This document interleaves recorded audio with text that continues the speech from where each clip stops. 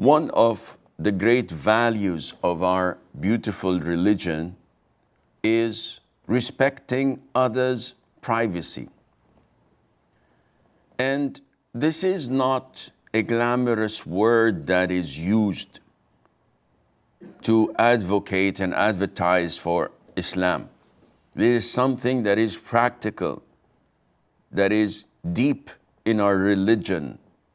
And when you compare it to other cultures, you see the beauty of Islam, where it makes it not only illegal, but also contradicting with religion.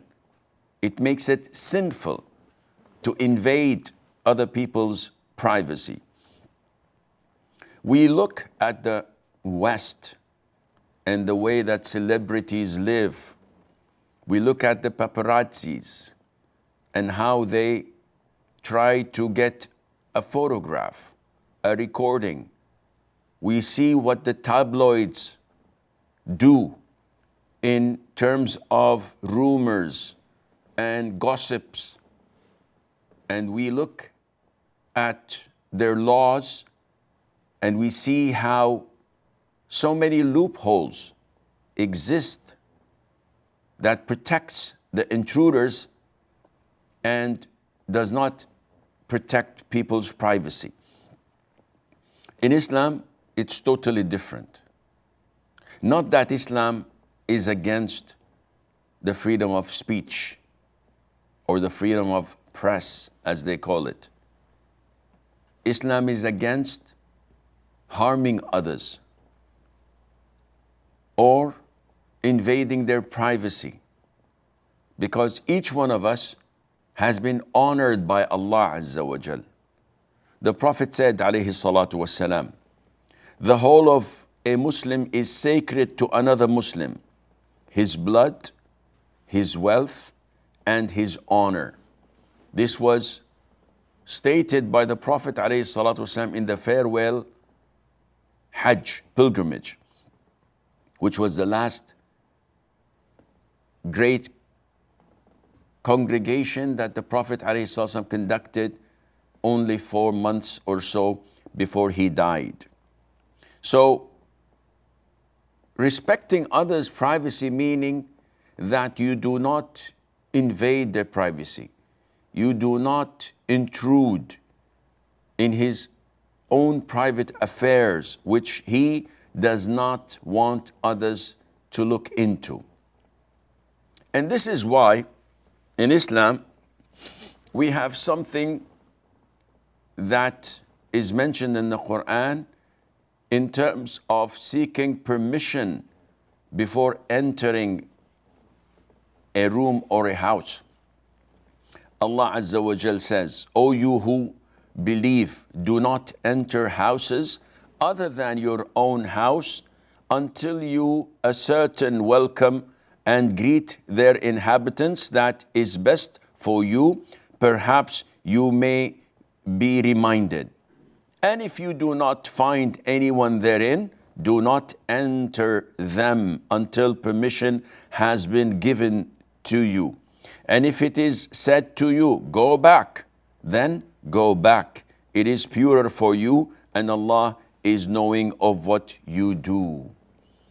Allah is telling us, if we knock on someone's door and he tells us, go back, I'm not in the mood to meet you, I don't have time, I have something that prevents me from hosting you, you should not feel depressed or sad or angered or humiliated. Rather, Allah says that this is purer for you, which is best. So it is part of the Islamic etiquette that when you come to a house, that you seek permission to enter 3 times. And if no one answered, you leave in peace. And how is this done? By saying, Assalamu alaikum. Can I come in? Nobody replies. Assalamu alaikum, can I come in? And you repeat it 3 times. No one answers, you leave. Even if there are people in the house and you can hear that. Nowadays, usually it is the doorbell that you ring in order for people to either accept you in or not.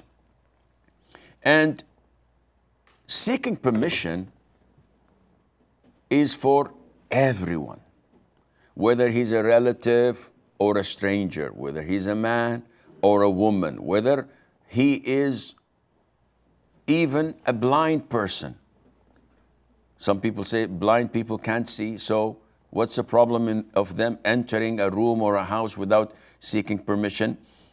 They're blind, but they're not deaf. They may hear something that the people of the house don't want him to hear. And essentially, seeking permission was made so that you do not look. A man asked Umar, may Allah be pleased with him, should I seek permission before entering at my mom? He said, do you like to see your mother nude? He said, of course not. He said, then you have to seek permission. And not only that, the Prophet ﷺ made the punishment of a person who looks into your house without your permission, made it permissible for you to punish him with poking his eye. Even if you waste his eye, this is permissible. Well, why is that? Because he's transgressing against me. In the Sahih, a man was looking from cracks and holes in the door of the Prophet's house, sallallahu alaihi wasallam. And the Prophet had some sort of a comb in his hand, scratching his head with. So when he saw the man trying to peep into his house, he kept on following him so that he would poke him in his eye. And he told the man, if had I known that you were looking before, I would have stabbed you in your eye. Because seeking permission was made to prevent people from looking at other people's private affairs. And Islam has protected this, has protected my privacy, has protected your privacy. When Allah stated in chapter 49, Surah Al-Hujurat, when Allah said, وَلَا تَجَسَّسُوا, do not spy. And this incubates every type of spying, whether by looking, by hearing, by snooping. The Prophet said, alayhi salatu wasalam, لا تحسسوا ولا تجسسوا. تحسسوا means do not listen. تجسسوا means do not look. And some say no. تحسسوا is to spy for your own benefit, and تجسسوا is to spy for other people's benefits. So what is meant by spying? All types of spying. So putting remote monitoring cameras that people do not know. This is prevailing, unfortunately, in the West. So we have heard in non-Muslim countries, it is quite famous nowadays, the brand Airbnb, which is taking the place of hotels. If I want to go to a foreign country, instead of paying a bunch of money, a lot of money for the hotels, I can get half the price by renting through Airbnb a flat or a house of a person who leaves it for a week or two and makes some extra cash. Now they've discovered that the owners of the houses hide and conceal cameras in bedrooms, in bathrooms. And this is outrageous. In Islam, it is totally sinful, and people would be punished for that. So this is part of spying. Eavesdropping is part of spying. Tapping phones. Some people even do not respect your privacy. You speak to them and they turn the loudspeaker on so that everyone in the room can hear you without identifying this to or notifying this to the caller by telling, listen, akhi, I've got my wife and my friends in the car, and they're listening to you. No, they just simply put on the loudspeaker. Some, they track movements, and others would hack into systems or look into people's messages, files, emails without his permission. Others would crack a person's password in forums or in his own mobile. All of this is prohibited spying in Islam. The Prophet ﷺ warned the Muslims, and he said, whoever eavesdrops while people are speaking and they hate it, they don't like people to eavesdrop, or they are trying to escape from him listening to them, what is the punishment? The Prophet said, ﷺ, on the day of judgment, the melted type of white lead would be poured into his ears. A'udhu billah. Melted lead that is white will be poured in his ears on the day of judgment. And Islam fights snooping and interfering in people's affairs. And the Prophet said, alayhi salatu wasalam, it is a sign of a person's excellent Islam to mind his own business, which means that those who do not mind their own business are not excellent Muslims. So many times you go to a random place and someone out of the blue comes to you and say, what do you work? My name is so-and-so. Hi. He's trying to socialize and you try to socialize as well. But then he goes into areas he should not. What do you do? How much do you earn a month? How many wives do you have? How many children do you have? This is interrogation. And usually such people have no shame. They have the audacity to go on and on without any stop. And the best form of counterattacking them is to do the same. So he says, what do you do? You say, well, I'm a teacher. What about you? He says, well, I do this and this. And then he says, how much do you earn? So I said, no, not much. What about you? What's your salary? Do you do overtime? Do you have savings? How much do you have in your bank account? How many bank accounts do you have? And you bombard him with such questions, and the guy would definitely stop because he would sense the gravity of his mistakes. Islam promotes that you keep people's secrets and not reveal them. Allah Azza wa Jal praised the believers that retain the entrusted things they're entrusted with and their promises, and they keep it. And part of the secrets that you have to retain and honor are what your friends speak to you. See, so many times I sit with a brother, and as he speaks to me one-to-one, he says, listen, Sheikh, and he looks right and left, and then he continues. Looking right and left means that this is a secret. The Prophet said, alayhi salatu wasalam, whenever a man speaks and then he looks around, this is an entrusted amana. This is something that he's entrusting you with, so it's a secret, you should not disclose it. And keeping secrets is something natural. We all like to conceal. So many women in the family, when they get pregnant, they say, don't tell anyone until it is obvious, like in the 6th or 7th month. Why? They just don't like people to know. They like to keep things to themselves. And Yahya al-Marwazi, who was close to Harun al-Rashid, the caliph, he once was eating with him, and all of a sudden Harun al-Rashid spoke to his servant in Persian. So immediately Yahya interrupted him and said, Ya Amir al-Mu'mineen, if you want to tell him a secret, I just wanted to notify you that I myself know Persian. So Harun was very happy of his comment, because it showed that Yahya did not want to snoop or intrude by not saying anything and hear what the Khalifa had to say to his servant. So he interrupted him and said, listen, don't say anything because I know the language.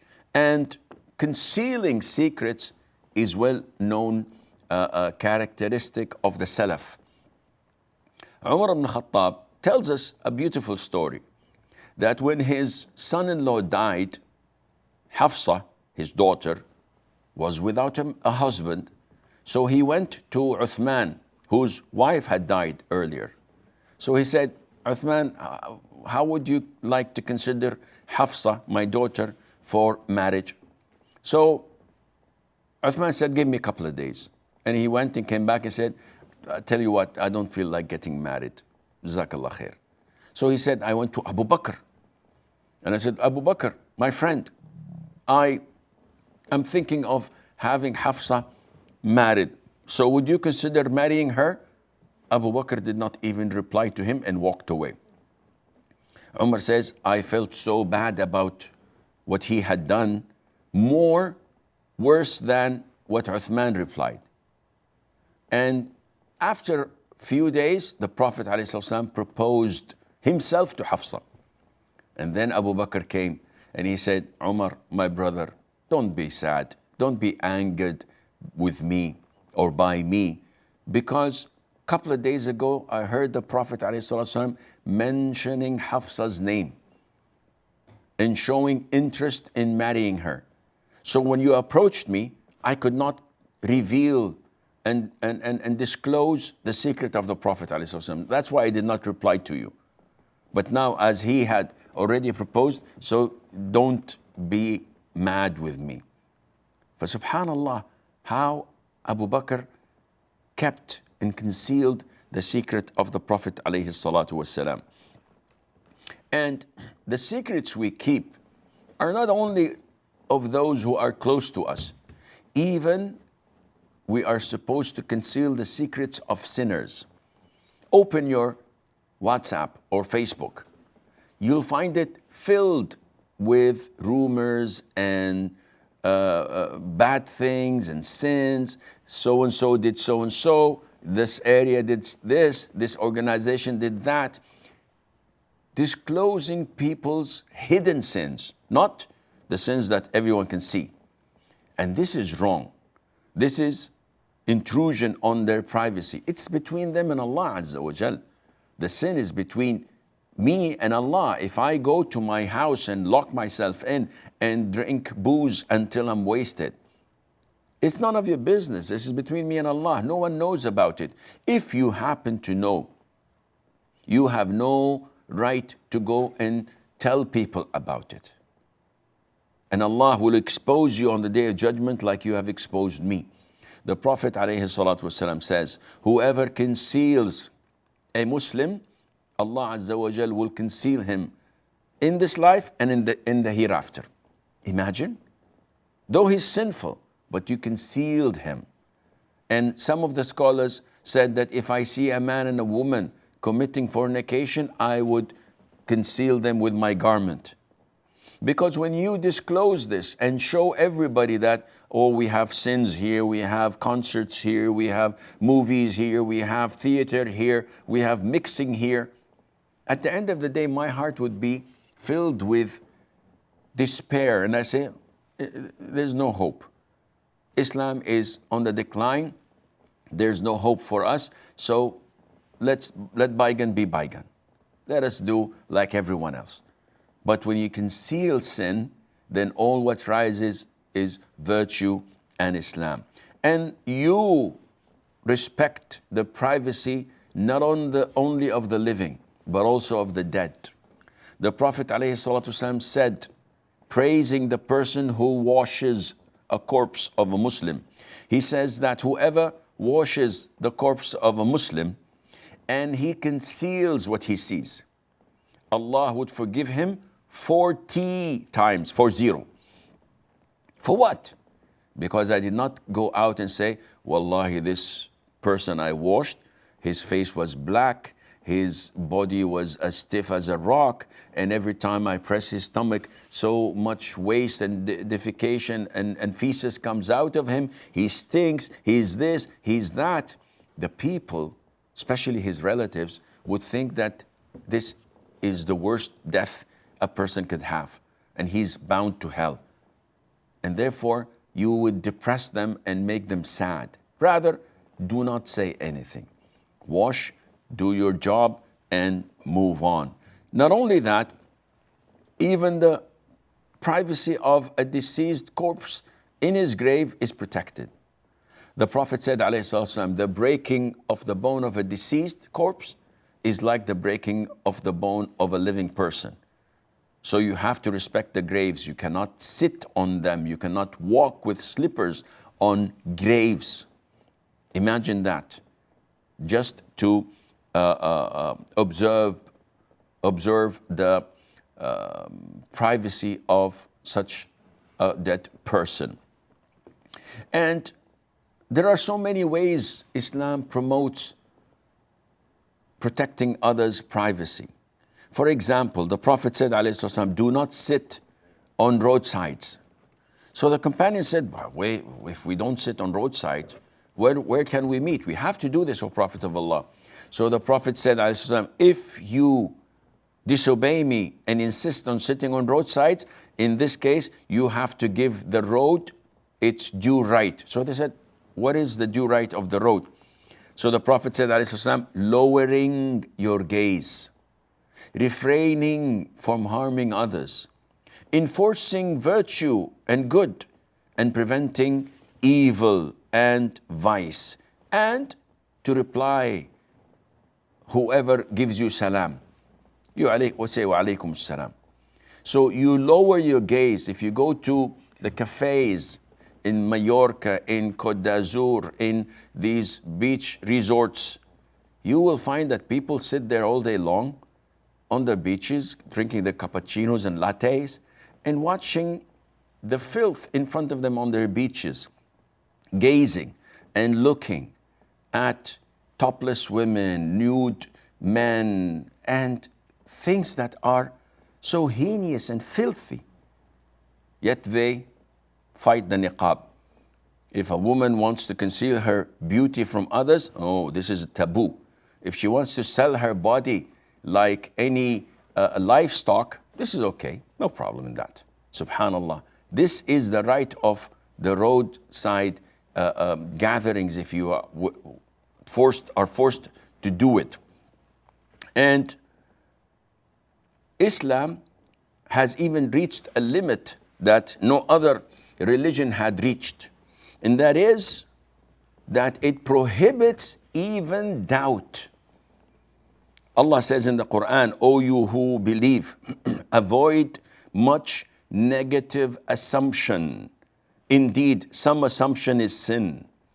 So even assuming something that you don't have evidence on is haram in Islam. So just thinking is prohibited. Then what about acting, transgressing, taking his money or abusing him physically?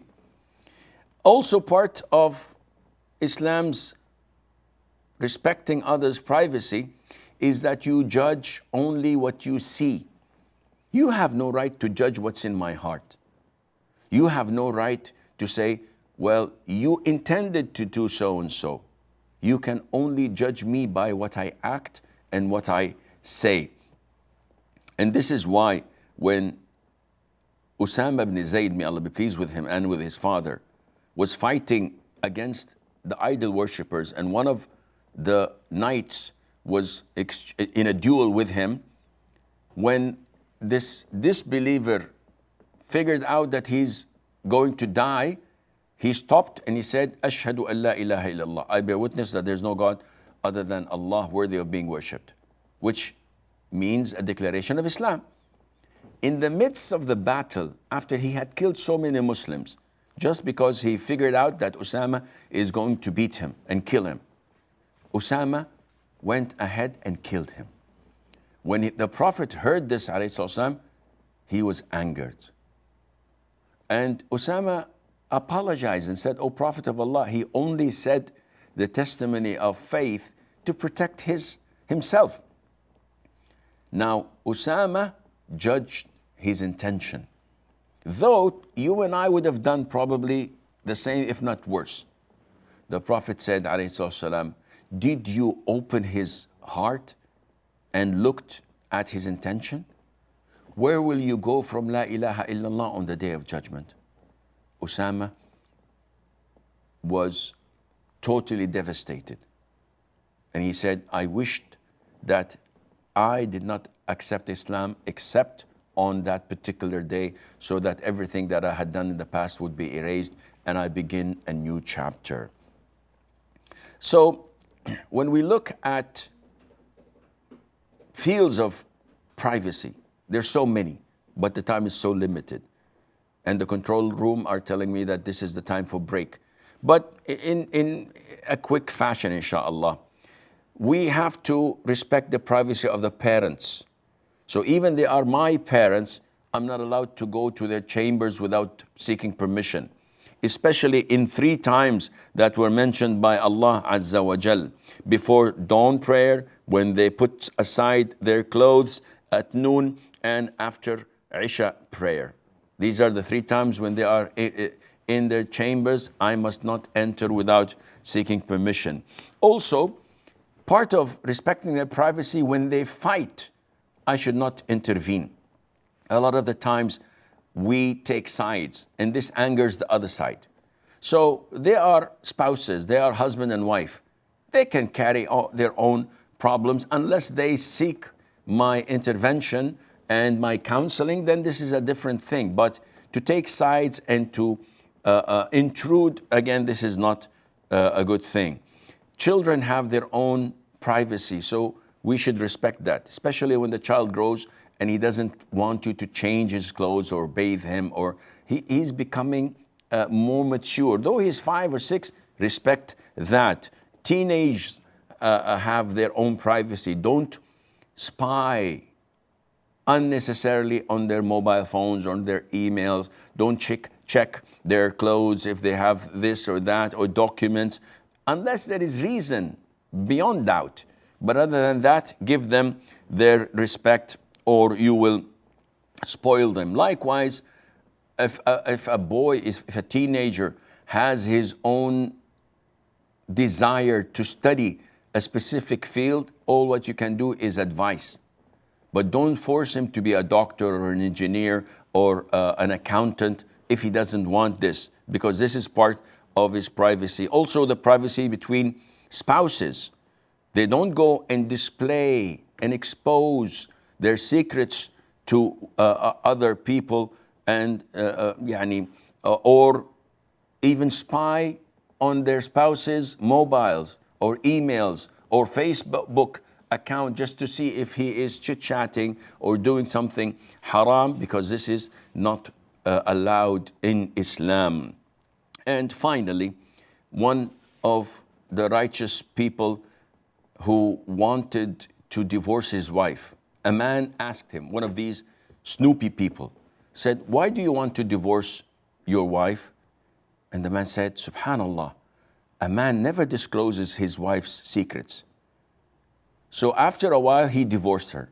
So the same man came to him and said, why did you divorce your ex? He said, what should I care? She's someone else's wife now.